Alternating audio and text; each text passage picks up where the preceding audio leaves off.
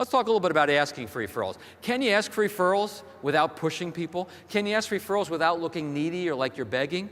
The answer is absolutely you can if you go about it in the right way. First thing you want to do when you ask for referrals is you want to make sure you have a value discussion. You want to make sure you talk about the value. Now, where you are in the relationship will change how this conversation goes. For instance, early in the relationship, you might say, you know, we've talked about a lot of things this evening. What are some of the most valuable things that you think we've talked about, or the most important things you think we've talked about? Let's say it's a delivery of a financial plan or an insurance policy. You know, we've been through a process to get to this point, have we not? Can you tell me the value you feel you've gotten from this process? Let's say it's a year into the relationship or 10 years into the relationship. You know, let's put the market aside for a minute. Let's talk about something we can control, which is our communication, our relationship. Anything not working? Any place I've dropped the ball? And what has been working? How have I earned your loyalty over these years? Here's what will happen. When you make it a habit of checking in with your clients on a regular basis, you will get referrals without even asking for them. You know what happens when you ask this value discussion? Your clients get in touch with the value. They get more in touch with the value. They articulate it. They learn how to talk about it because they talk about it with you. And all of a sudden, referrals start to come without asking. And when you do ask, they're more receptive to it. Start the referral conversation with the value discussion. Now, this is not a setup. This is not just getting the affirmative that some people have been taught.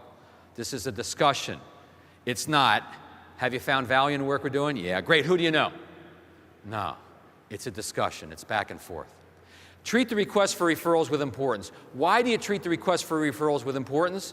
Because the work you do is important. Again, if you believe in the work you do, how can you not believe in being proactive for referrals?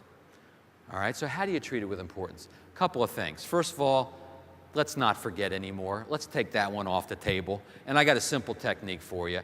Every business meeting you ever go on with a client, work from an agenda. That's all you got to do. Just work from an agenda. And on the agenda are the words value discussion or value check-in. Don't put referrals. Don't put introductions. Those are emotionally charged words for some people. Sometimes they're not ready yet. And you don't know if you're going to do that yet. You want to have the value discussion first to make sure that you've earned that right. But if you do this on a regular basis, you will never forget again. Sometimes you'll ask, sometimes you won't. Depends on how the value discussion goes, but you'll never forget again. Now, another way you treat it with importance is your demeanor, your confidence with which you ask. Right? Would you agree with me that how you put things out to people, how you express yourself, determines how things come back to you? Right? A lot of people, when they ask for referrals, they're kind of wishy-washy, apologetic. I mean, you don't happen to know anyone looking for an advisor, do you? If you could think of someone, that'd be great. If you can't, that's okay. You know, I think I made you feel uncomfortable. I know I made myself feel uncomfortable. Why don't we forget we had this conversation? Right? How you put it out there is how it comes back to you. I have a suggestion. Use these words. I have an important question to ask you. I have an important question to ask. I'm glad you see the value in what we've been doing here today. And because of that, I have an important question to ask you. I'm glad our relationship is on solid footing. And because of that, I have an important question to ask you. Right? Now, you're coming from a place of strength and confidence and success. You're no longer begging. You're no longer hat in hand. I'm trying to build my business. Please help. No, you're coming from a place of strength. I have an important question to ask you. And finally, you want to come prepared. And what I mean by coming prepared, you want to know where you want this conversation to go. Classic mistake advisors make. Right? Who do you know we can help? And they throw it open to the whole universe, and the client draws a blank, and then the conversation fizzles from there. Come prepared, right? You know, George, I'm glad you see the value in the work we've been doing. And because of that, I have an important question to ask you. I was hoping we could brainstorm a little bit to see if we can identify some people that you care about, that you think should be aware of the important work I do. In fact, I've identified a couple of people. I know you know them. I think I can be a pretty good resource for them. Can I run it by you just to see what you think? Out of curiosity, George is going to want to know who you're thinking about, right? If you want to minimize your referral objections, just come prepared. Suggest some category. You know, Martha, I'm really glad that you saw the value in what we did here, in this process we've been through. And because of that, I have an important question to ask you. I was hoping we could explore, put our heads together a little bit, see if we can identify some people that you think should be aware of the important work I do.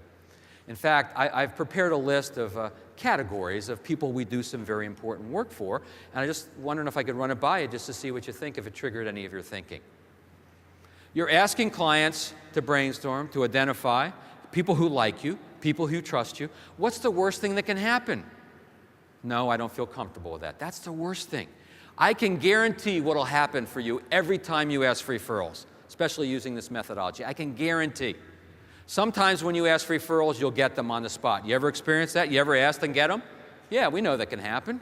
Sometimes you'll ask and that person isn't ready to do it then, but they'll do it later on their own terms, right? Have you ever experienced that? Of course you have.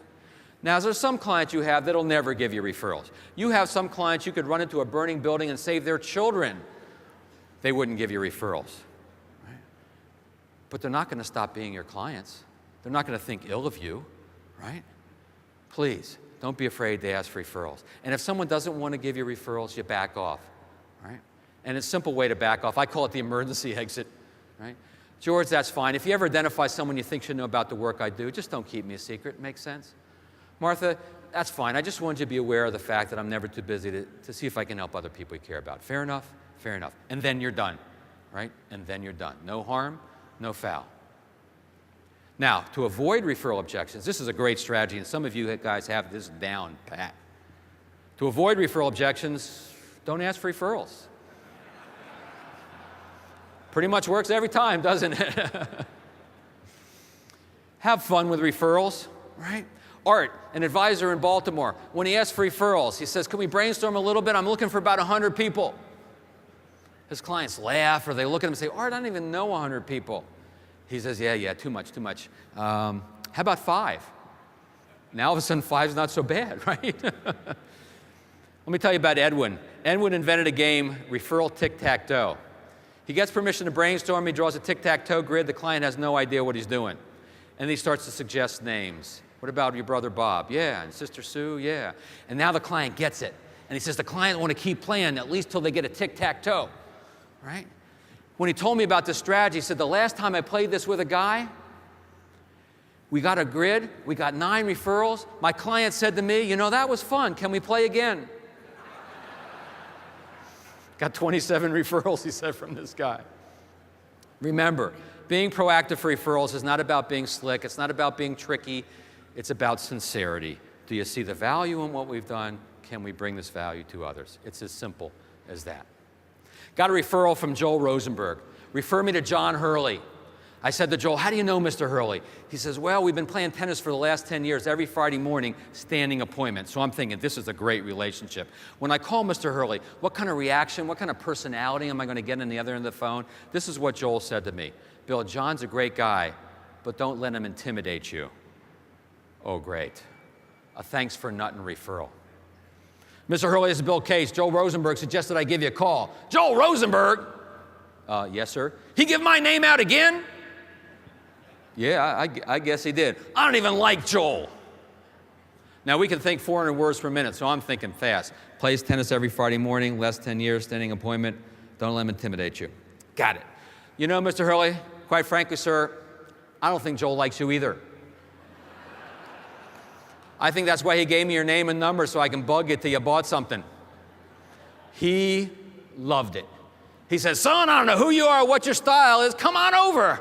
What you're selling, come on over. I like your style. And now he's a client. Hey, I'll be signing my books over at the speaker's corner. Come on over later at 4:30. Thank you very much. Appreciate it. Thank you.